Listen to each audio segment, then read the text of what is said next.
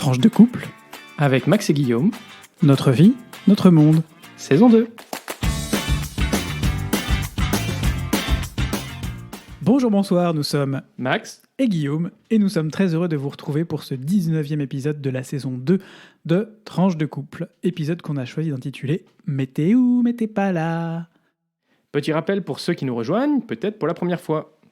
Le podcast est diffusé le lundi tous les 15 jours, et entre-temps, on se retrouve sur notre page Facebook ou notre compte Twitter, toujours Tranche de couple, comme le nom du podcast. Donc tranche, le chiffre 2 et couple singulier. Et vous pouvez aussi nous envoyer un message par email sur notre adresse mail tranchedecouple@gmail.com. Pour terminer cette introduction, on compte toujours sur vous pour faire connaître ce podcast autour de vous. Par exemple, en partageant cet épisode sur vos réseaux sociaux, ou, si vous le pouvez, nous mettre une note et un commentaire sur Apple Podcast, sur Spotify ou sur YouTube. C'est encore aujourd'hui le moyen le plus efficace pour accroître notre visibilité et celle de Tranche de couple. Alors, premier sujet, aujourd'hui une petite actu, Max, ça faisait longtemps qu'on n'avait pas parlé Brexit. Exactement. Alors, on a vu une actu que vous avez peut-être croisée aussi, et on s'est dit que c'était quand même un peu scandaleux, et il fallait peut-être qu'on en parle. Alors, on n'est pas sorti de l'auberge, bah oui, parce que aujourd'hui, pour aller au Royaume-Uni, c'est un peu compliqué, surtout si vous voulez aller y bosser.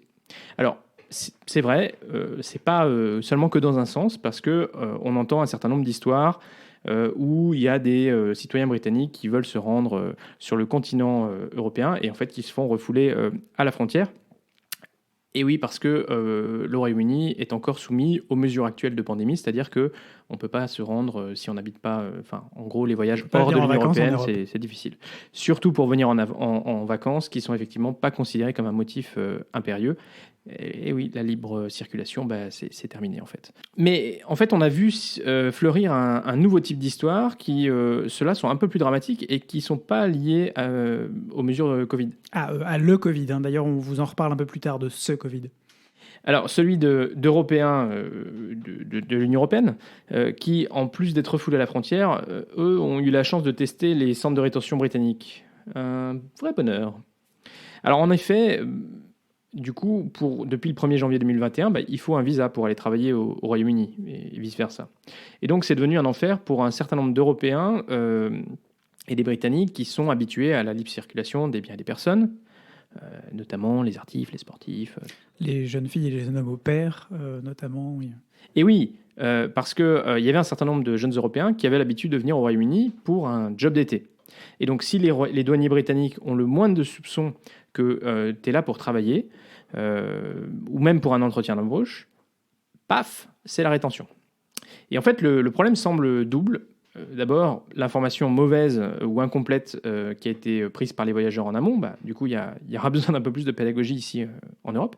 Et puis, deuxièmement, les conditions de rétention qui, selon les témoignages recueillis par le Guardian, n'ont rien d'humain et nous rappellent en fait que chez nous aussi, en Europe occidentale, des gens peuvent être retenus dans des conditions précaires, voire inhumaines. C'est un reproche qu'on fait aussi en France, en Belgique, qui existe un peu partout, mais c'est l'occasion de le rappeler. Exactement. En tout cas, l'affaire a fait suffisamment de bruit pour monter jusqu'au Parlement européen et le chef du groupe Renaissance de l'Europe, Renew Europe, a envoyé un courrier à Boris Johnson pour lui rappeler que la dignité humaine devait s'appliquer à tous et à toutes. Quelles que soient les conditions. Voilà, c'est une mesure qu'on devrait tous avoir en tête dans tous nos pays et qui nous rappelle que il faut chérir cette libre circulation finalement, parce que c'est quand même plus simple. Exactement. Alors, deuxième actu, Guillaume, aujourd'hui tu nous parles d'Union européenne, toujours la grande absence des médias. Eh oui, on en avait déjà parlé il y a quelque temps, au moment des élections européennes, du traitement de l'Union européenne dans les médias, dans la presse, en règle générale dans les médias d'information, c'est le cas de le dire. Et c'est un constat sans appel que dresse la Fondation Jean Jaurès dans une étude publiée en mars 2021 en partenariat avec l'INA. Les Français sont mal informés sur l'Union européenne, quand ils sont informés tout court. Et Théo Verdier parle d'ailleurs sur France Info de 3 Français sur 4 qui se déclarent mal informés. Et pour cause, les journaux télévisés, qui sont le premier vecteur d'information, toujours à l'heure actuelle en France, hors web, consacrent un temps monstrueux à l'Union européenne par an. On est sur 3,7% du temps d'antenne des JT consacré à l'Union européenne et à ces enjeux. Et je trouve ça assez scandaleux. C'est Évidemment. clair. Ouais, hein. Il existe des médias spécialisés, la chaîne Euronews, mais aussi et surtout Arte, bien entendu, qui tire largement et très artificiellement le temps d'antenne d'ailleurs vers le haut, tellement il couvre davantage l'Union européenne, car ils se sont spécialisés dans des nouvelles qui viennent de l'Union européenne, ou en tout cas, ils donnent une place importante à ces sujets. Mais en dehors de ces deux médias, c'est globalement à peu près tout. Si France Télévisions a beaucoup augmenté ces 3 dernières années le temps d'antenne consacré à l'Union européenne, notamment suite à un changement de direction de rédaction, le nouveau directeur de la rédaction s'était engagé à ce que l'Union européenne et l'Europe prennent une place plus importante dans les journaux télévisés. On peut par exemple regarder M6 qui en 2020 a consacré 1,8% de temps d'antenne sur 2JT au sujet européen. Ou TF1 qui... Mon Dieu. Oui, mon Dieu. Ou TF1 qui tout simplement ne trouve pas intéressant d'avoir un correspondant en permanence à Bruxelles parce que ça coûte trop cher et ça coûte moins cher d'envoyer un pigiste de Lille par exemple pour couvrir les sujets européens. Oui, mais en fait, il ne faut pas s'étonner que ces sujets, qui sont souvent compliqués, qui sont toujours, quasiment tout le temps mal expliqués, je vous expliquerai après pourquoi, du coup, retiennent l'attention de façon négative de la part du public, des téléspectateurs à la télé. C'est notamment l'exemple dont on vous a parlé pas mal ces derniers temps, la stratégie vaccinale européenne et pas seulement française, puisque la dite stratégie existe en France, qui est la stratégie qui existe aujourd'hui en France ou en Belgique ou en Allemagne, est liée d'abord aux choix qui ont été faits par les États membres de confier à l'Union européenne un certain nombre de pouvoirs pour notamment commander des vaccins, gérer une partie des relations avec les fournisseurs, mettre en place des mécanismes de subvention pour pouvoir créer et augmenter la capacité de production de l'Union européenne. Tout ça, ça se passe aussi au niveau européen et ça mériterait qu'on l'explique un peu mieux pour dire que, ben oui, aujourd'hui, la campagne de vaccination en Europe a mis un peu de temps à décoller, mais aujourd'hui, clairement, elle décolle. On se rapproche de plus en plus du Royaume-Uni, qui plafonne à 55% de sa population vaccinée pour l'instant. Et puis un autre exemple dont on a entendu parler il y a quelques années, c'est un peu pareil, c'est quand on nous parlait des problèmes de calibrage des fruits et légumes, que certains fruits et légumes n'étaient pas utilisables parce que l'Union européenne avait dit qu'ils étaient mal calibrés. Oui, mais en fait non, parce que si ça avait été bien expliqué, on vous aurait expliqué d'abord que l'Union européenne n'a fait que retranscrire dans des directives au niveau européen quelque chose qui existait déjà dans la plupart des pays, une loi, enfin un règlement qui existait déjà dans la plupart des pays européens. Et donc, dire que c'est la faute à l'Europe, c'est non.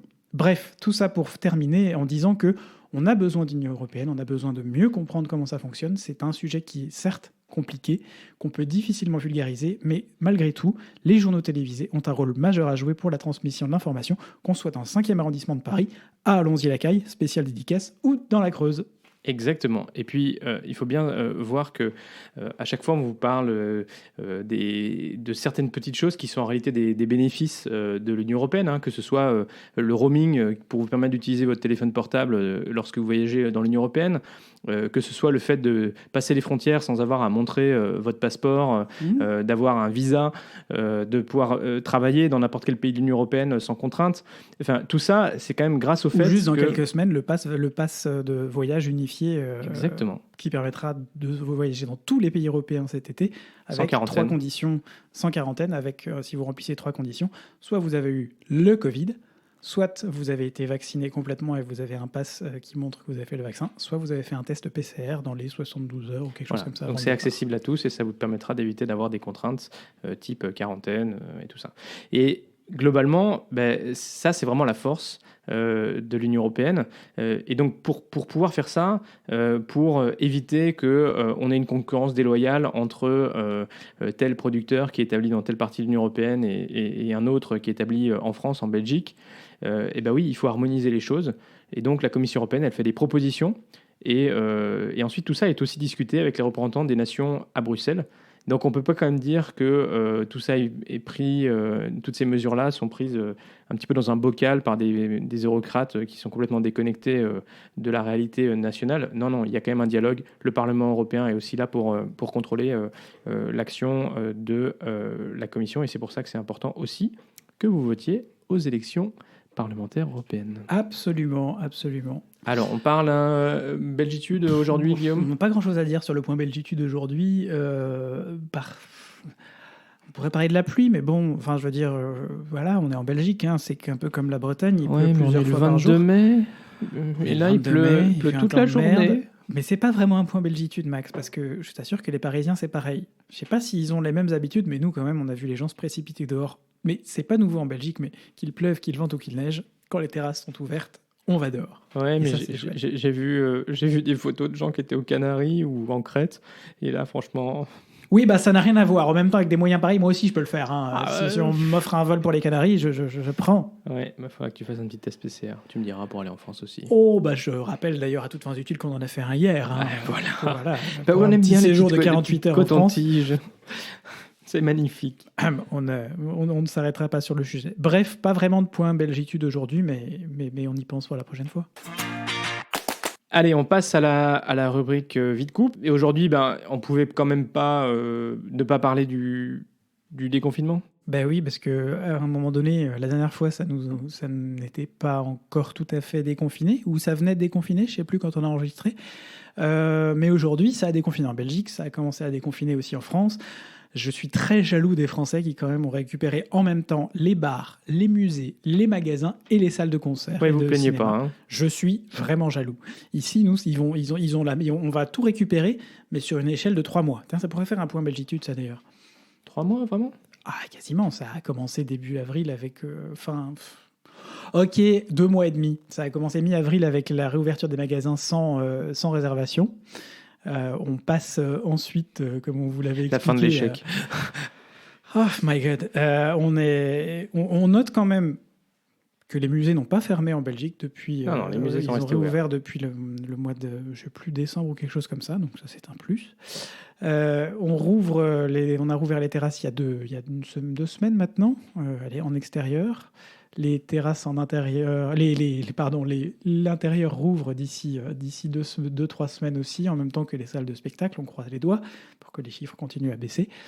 Et puis, d'ici fin juin, la plupart des restrictions seront levées. Mais donc nous, on en a un peu profité et on est content quand même de pouvoir revoir du monde dehors, ressortir. On n'a pas fait 36 terrasses, on en a fait une pour l'instant. Toi, t'en as fait 2.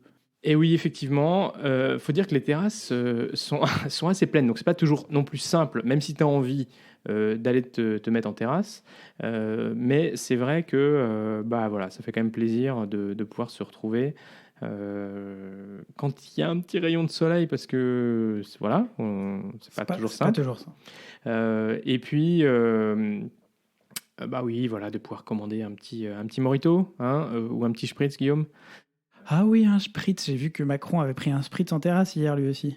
Ah oui, alors ça, je veux dire qu'on a quand même un peu rigolé parce que je suis pas sûr qu'on ait eu la même couverture médiatique des hommes politiques belges de la réouverture des terrasses. Mais alors, le jour où ça a rouvert en France, je pense qu'il y a quasiment aucun homme politique qui n'a pas fait sa petite vidéo ou sa petite photo en terrasse, quoi. On a eu droit à Mélenchon avec son smoothie, on a eu droit à Bruno Le Maire avec son café, on a eu droit à Macron et Castex en terrasse. En terrasse. On a eu droit à Clément Beaune et Djebari aussi. Boire leur, tout le gouvernement y est passé, et puis mais en dehors du gouvernement aussi. Hein. C'était l'image à retenir les images à retenir de ce déconfinement, c'est que vraiment tout le monde en a profité. Mais alors, bon, moi je suis un petit peu jaloux quand même, parce que autant nous, on a fait des terrasses plutôt en fin de journée, autant je note que tous ces gens-là, je sais pas ce qu'ils ont, qu'est-ce qu'ils font dans la vie comme boulot, mais ils ont tous eu le temps d'aller prendre un petit café avec un croissant ou un pain au chocolat, ce qui est quand même quelque chose que je ferais bien quand même. Il faut le dire, hein, on va faire ça un de ces jours. Eh ben parfait, on fera ça. Non, mais pour revenir sur le sujet, on était quand même content de voir que la vie reprend un peu. Après, moi, il y a un truc qui m'a un peu traumatisé. La première soirée qu'on a fait en terrasse, on est allé manger un thaï en terrasse, et en fait, c'est tout ce bruit ambiant. Pas faux.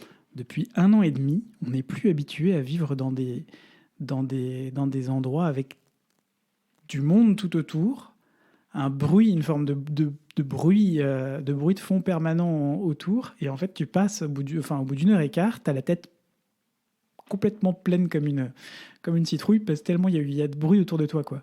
Je sais pas si ça t'a fait pareil, mais moi ça m'a saisi comme... Et puis, nous qui ne sommes pas fumeurs aussi, tu peux avoir les relents de cigarettes auxquels on n'a pas trop moins l'habitude. Oui, voilà. Et puis, c'est vrai qu'il faut dire en plus que comme il n'y a que les terrasses qui sont ouvertes, c'est un peu bondé, quoi. On était dans une rue en plus où il y avait quand même énormément de bars et de restos côte. Donc il y avait quand même une concentration. Le truc positif, c'est que les rues sont investies pour le coup par les terrasses. Hein. Il y a plus de voitures, il y a des rues qui sont. Ah pardon, j'ai cru que tu parlais des Russes et je comprenais pas le lien. Mais les Russes ont investi les terrasses. Je sais pas, il faut aller voir à Moscou si non, c'est vrai qu'ils ont du coup bloqué quelques rues pour pouvoir être plus à l'aise. Et ça, c'est agréable aussi. Et si ça pouvait être la ville du nouveau normal, ça serait chouette quand même d'avoir un certain nombre d'espaces où on peut plus respirer, un peu plus profiter, et où peut-être on limite un peu plus la place de la voiture, hein, qui quand même, on le rappelle, prend énormément de place. Alors on est content de pouvoir garer notre voiture dans la rue, mais de fait c'est quand même des espaces morts, parce que globalement c'est des espaces qui sont inutilisables, parce que tu as une voiture qui est là en attente d'être utilisée. Bref. Je crois qu'on a fait le tour du déconfinement. On vous souhaite de bien profiter des terrasses. Continuez quand même à rester prudent, à pas être trop nombreux sur vos terrasses. En Belgique, c'est des tables à 4. Hein. Bon, alors parfois, il arrive que comme par hasard, vous ayez 2 tables 4 qui se connaissent l'une à côté de l'autre. Ça, alors, c'est fou. Et qui opère un rapprochement stratégique. Non, mais c'est mieux, ça évite de cracher sur les autres, de se rapprocher un peu. Oui. Bon. Après, honnêtement, il y a un truc, c'est quand même, je plains un petit peu les serveurs. Parce que eux, c'est les seuls, finalement, à se retrouver à ne pas avoir... Au milieu des aérosols. Ouais, c'est clair. Donc, eux, ils ont un masque, mais le masque qu'ils portent, eux, on le rappelle, ça les protège eux, ça les protège pas. Normalement, t'es protégé par le masque que la personne en face porte. Et donc, pour eux, c'est pas génial, quand même. Donc on pense à eux aussi, même si on sait qu'en extérieur, c'est quand même moins problématique. Absolument. Alors aujourd'hui, on est le samedi 22 mai. Ça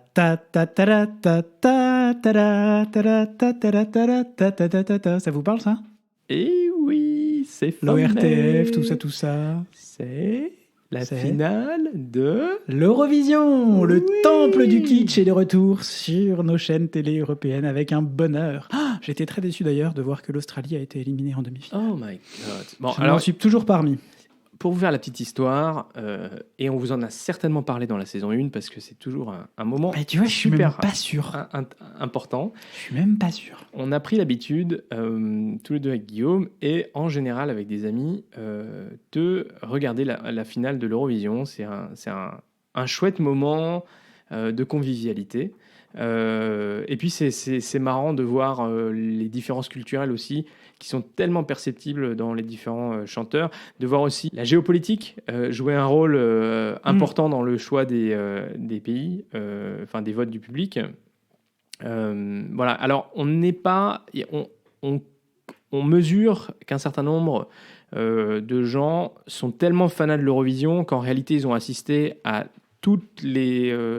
en gros, nous, on assiste que à la finale, on regarde que la finale, mais on sait qu'il y en a qui passent leur semaine avant la finale. 2 soirées de demi-finale dans la semaine aussi. À regarder l'Eurovision, à être au taquet, à regarder les bookmakers.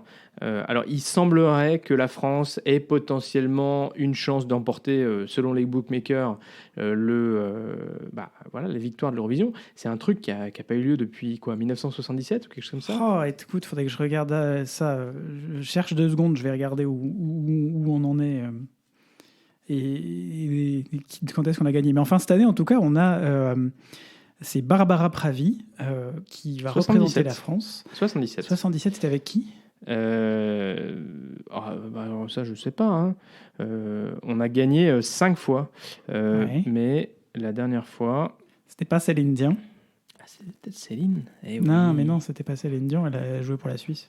Alors on reprend parce qu'à une époque, il faut savoir aussi que globalement, si on la fait courte, voilà, il y a eu un marché du chanteur dans les années 70, 70, 80 où un certain nombre de chanteurs francophones participaient à l'Eurovision, pas forcément pour leur pays, mais pour un autre. Enfin, déjà, Céline Dion participe à l'Eurovision depuis le Québec, c'est un peu compliqué, mais il y a eu des chanteurs françaises qui ont gagné pour le Luxembourg, ou Céline Dion pour la Suisse. Alors, on reprend. En 1958, c'était la première fois qu'on a remporté l'Eurovision grâce à André Claveau, qui a épaté toute l'Europe avec un titre intitulé « Dors, mon amour ». Dors, mon amour, le soleil est encore loin du jour. Nous avons pour aimer tout le temps, et la nuit nous comprend. Et voilà, donc ça c'était André Claveau avec Dors, mon amour. En 1960, 2 ans après, la France obtient une deuxième victoire grâce à Jacqueline Boyer, et sa chanson c'était Tom Pilibi.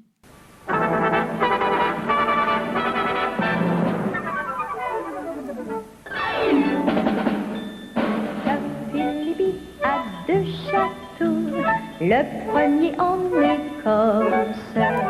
Tom Pilibi a 2 châteaux, l'autre au Monténégro. Il a aussi de grands vaisseaux qui vont au bout du monde chercher des ors et des coraux et les plus beaux joyaux. Voilà, on a gagné l'Eurovision avec ça. Non, oui, on a gagné avec ça. Voilà, Attends. je veux dire, c'est très mignon comme chanson, hein. C'est mignon. Sa chanson mignon. s'est classée en tête des meilleures ventes françaises, mais elle s'est aussi vendue en Allemagne, en Espagne, aux Pays-Bas, en Belgique et au Royaume-Uni. Alors voilà. 2 ans plus tard, on a quand même un bon rythme. C'est Isabelle Aubray qui a remporté l'Eurovision grâce à Un premier amour, et qu'on écoute tout de suite.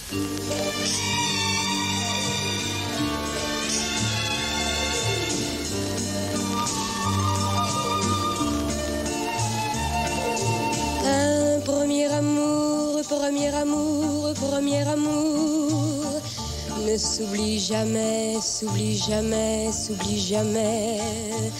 Un premier amour, on le cherche toujours.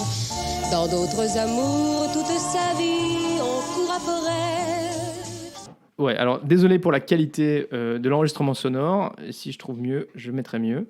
Je propose qu'on passe directement à la 5e victoire. Attends, il y a la 4e quand même. Oui, ok. Frida Bocara avec Un jour, un enfant. Alors après, on n'est pas forcément obligé d'écouter si tu veux. Vas-y. Un jour cela.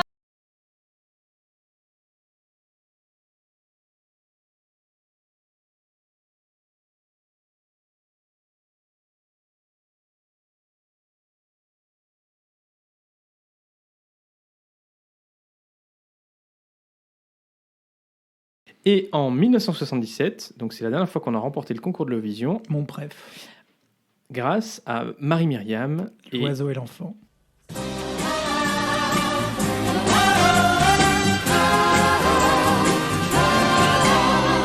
Comme un enfant aux yeux de lumière qui voit passer au loin les oiseaux. Comme l'oiseau bleu survolant la terre, voit comme le monde est beau.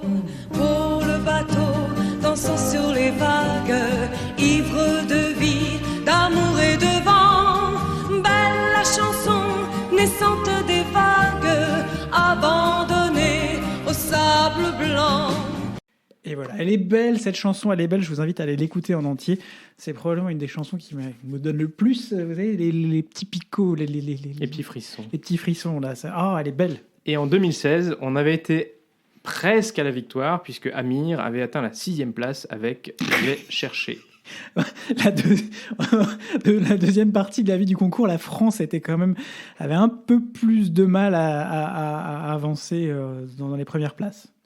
Voilà, mais on vous mettra les liens pour que vous puissiez revoir. En plus, c'est sympa parce que c'est des vidéos de l'INA, et donc vous verrez que on peut voir les chanteurs aussi chanter. Absolument, voilà, donc ça va être ce soir pour nous une soirée du kitsch, la soirée du kitsch, du bonheur à paillettes sur une scène. Alors ça va faire un peu bizarre parce qu'effectivement il y aura peut-être moins de monde, pas grand monde dans les gradins. Avec l'Eurovision, ça fait aussi pas, il y a aussi toute cette ambiance avec le public derrière qui soutient les chanteurs. Mais je pense que ça va être sympa quand même. Ah, ça va être chouette. Alors, la bonne recette, c'est une grande télé, un super système de son, une bonne bouteille, et puis des trucs à bouffer, quoi. Ouais, c'est ça. Un petit plateau charcuterie fromage. Ouh, bon ça. Voilà, donc ça, ce sera un peu notre vie de couple de ce soir, vous voyez, l'Eurovision. Et puis pour finir juste là-dessus, d'habitude pour nous, c'est aussi un moment où on invite des potes à la maison, parce que c'est quand même sympa de partager du kitsch avec des potes. Bon, cette année, c'est un peu compliqué compte tenu des circonstances, on n'a rien pu vraiment prévoir en avance.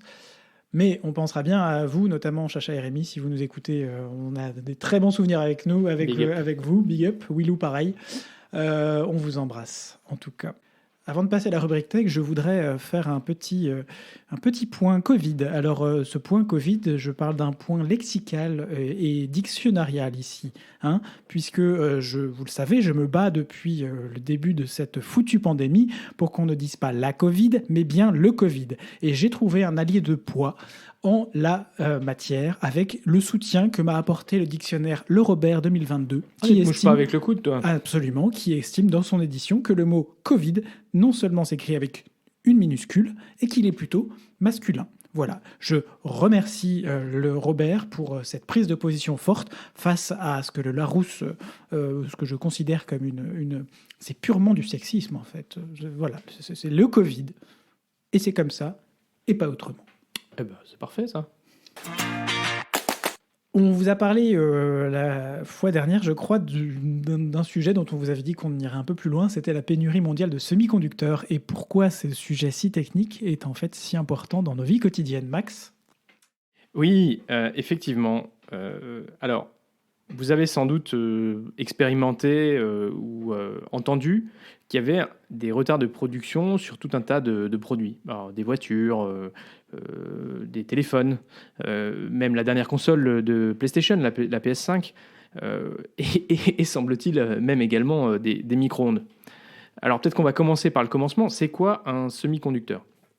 Alors en fait, c'est une puce de silicium, plus petite qu'un grain de sable, vous voyez, c'est quand même assez petit, qui constitue en réalité le cerveau électronique d'un appareil. C'est plus en gros petit qu'un grain de sable. Ouais, c'est une puce qui est indispensable pour faire circuler les informations dans les circuits électroniques. Sans ça, l'appareil n'est pas fonctionnel. Et de fait, depuis des mois, il y a cette pénurie mondiale de ce précieux matériau qui paralyse des usines entières à travers le monde, qui par conséquent sont obligées de tourner au ralenti ou sont mises à l'arrêt lorsque les stocks s'amenuisent. Parce qu'à un moment donné, tu peux produire en disant que tu vas rajouter la petite puce à la fin, mais à un moment donné, tu as aussi un problème de stockage. Et bien sûr, pour toutes ces entreprises, ça représente des pertes colossales, parce que c'est pas parce qu'il y a moins de demandes, mais parce qu'ils n'ont pas de capacité à produire. Mais qu'est-ce qui nous a conduit à cette situation, en fait ? Alors, si on peut peut-être penser qu'il s'agit simplement d'un effet Covid, en réalité, c'est un peu plus complexe que ça. Parce que, en fait, c'est la résultante de la combinaison de plusieurs facteurs. Alors, le premier, c'est la hausse de la demande qui est effectivement largement due à la pandémie. Au printemps 2020, les mesures de confinement partout sur la planète ont fait exploser les demandes de matériel informatique, ce qui du coup a fait déborder les carnets de commandes des usines produisant les semi-conducteurs, puisque c'est des éléments essentiels, vous l'imaginez bien, de ces matériaux informatiques. Cette hausse a été combinée avec une demande accrue qui était peut-être, prévue auparavant, parce que les constructeurs de téléphones produisaient, montaient en gamme avec des téléphones de nouvelle génération qui soient capables d'utiliser la 5G. Le second facteur, il est lié à la guerre commerciale entre la Chine et les États-Unis. Je crois que Guillaume, c'était à ça que tu avais fait référence dans notre dernier épisode. Tout à fait. En fait, Donald Trump a décidé d'interdire aux constructeurs de téléphones chinois Huawei de se fournir en matériaux aux États-Unis au motif que Huawei était en gros sous la coupe de l'État chinois et qu'il y avait des backdoors qui permettaient à l'État chinois de d'espionner en fait à la fois les particuliers, mais aussi les composants critiques pour la 5G que Huawei fabrique. Et donc, la pression suite à ça, elle s'est accrue sur le marché.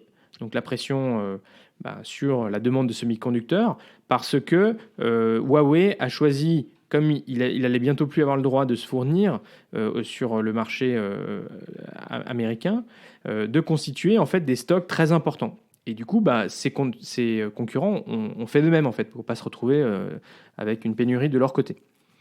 Donc voilà, la demande a encore été accrue à cause de ça. Et le troisième facteur, il est plus conjoncturel. Il y a eu une sécheresse à Taïwan, il y a eu un incendie d'une usine au Japon en octobre 2020, et puis du coup, ça a réduit la capacité de production. Vous voyez, quand on vous parle des vaccins, qui sont quand même des choses aussi extrêmement ciblées finalement, et il y a peu d'usines qui les produisent. Quand on vous disait la dernière fois que c'était pas si simple d'augmenter la production d'un vaccin, là c'est un peu pareil en fait. Il suffit qu'il y ait un grain de riz dans un grain de sable dans un rouage et ça met en l'air une partie des chaînes de production, d'approvisionnement.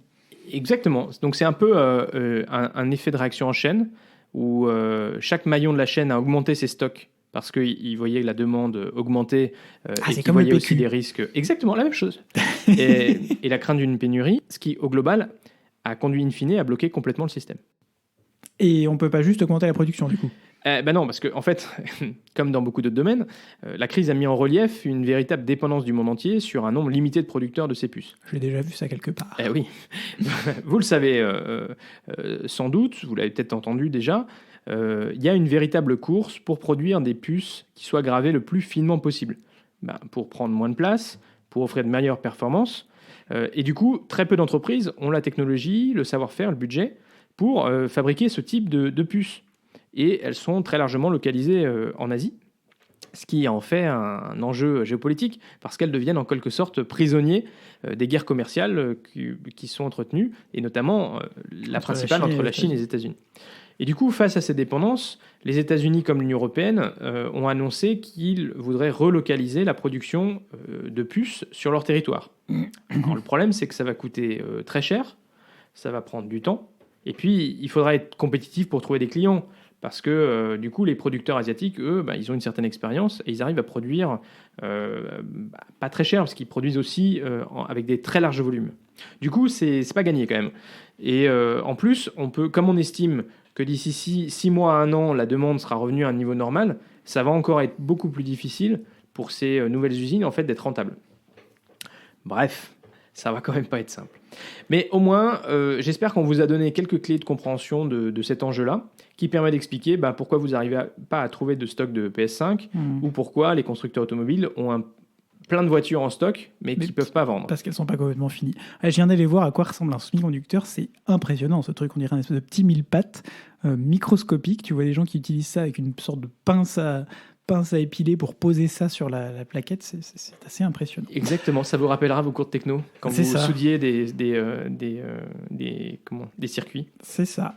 Merci Max. Voilà, c'est déjà la fin de cet épisode. Mettez pas là, mettez pas là. Vous remarquerez que j'ai quand même amélioré ma chanson entre le début et la fin. S'il vous a plu, n'hésitez pas à partager sur vos réseaux sociaux. Et on vous retrouve dans tous les cas pour un prochain épisode dans 15 jours. Et d'ici là, sur Twitter et Facebook, on vous mettra les liens des différents articles sur lesquels on s'est appuyé, aussi pour que vous puissiez voir les fameux semi-conducteurs. Vous n'hésitez pas à nous poser des questions, à nous envoyer des beuglantes comme d'habitude. On est ouvert, on adore recevoir vos commentaires.